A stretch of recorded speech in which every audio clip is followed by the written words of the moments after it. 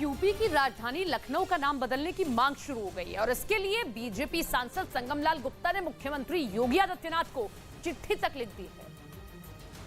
इस खत में लखनऊ का नाम बदलकर लखनपुर या लक्ष्मणपुर करने की मांग की गई है। इस मांग के लिए चिट्ठी में पौराणिक मान्यताओं का जिक्र किया गया है। खत में लिखा गया कि त्रेता युग में श्री राम ने ये शहर लक्ष्मण को सौंप दिया था और फिर 18वीं सदी में नवाब असफउद्दौला ने इसका नाम लखनऊ कर दिया और तभी ये नाम चला आ रहा है। इस खत में सांसद संगमलाल गुप्ता ने लखनऊ को गुलामी के प्रतीकों से मुक्त कराने की मांग की है। संगमलाल गुप्ता यूपी के प्रतापगढ़ से बीजेपी के सांसद हैं। यूपी में 2017 में बीजेपी की सत्ता आने के बाद 2018 में मुगल सराय स्टेशन का नाम बदलकर पंडित दीनदयाल उपाध्याय जंक्शन किया गया। उसके बाद फैजाबाद का नाम बदलकर अयोध्या रखा गया और राजधानी का नाम बदलने की मांग अब उठ चुकी है।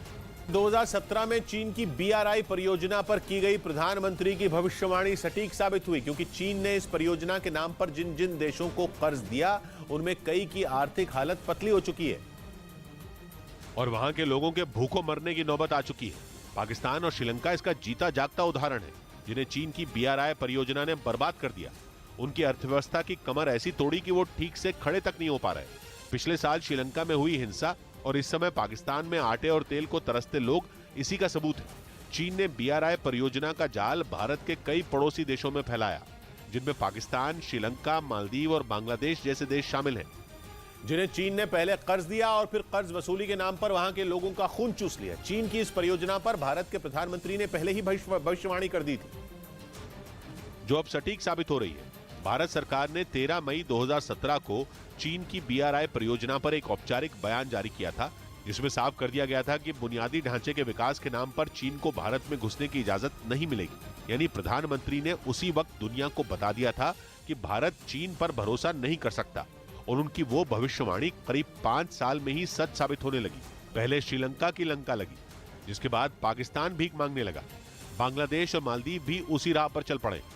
यही नहीं, BRI परियोजना के तहत आने वाले करीब 42 देश चीन की चाल में फंस चुके हैं और ये सब इसलिए क्योंकि उन्होंने भारत की तरह नहीं सोचा।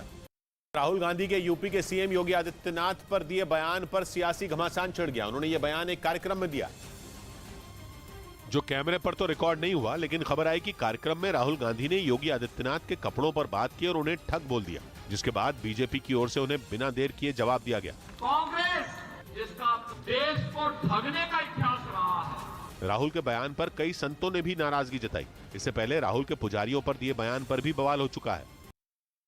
कांग्रेस नेता बाला साहब थोराट ने महाराष्ट्र विधानसभा के CLP के पद से इस्तीफा दे दिया। उन्होंने इस बारे में हाईकमान को चिट्ठी लिखी और दो टूक कहा कि वो महाराष्ट्र कांग्रेस अध्यक्ष नाना पटोले के साथ काम नहीं कर सकते।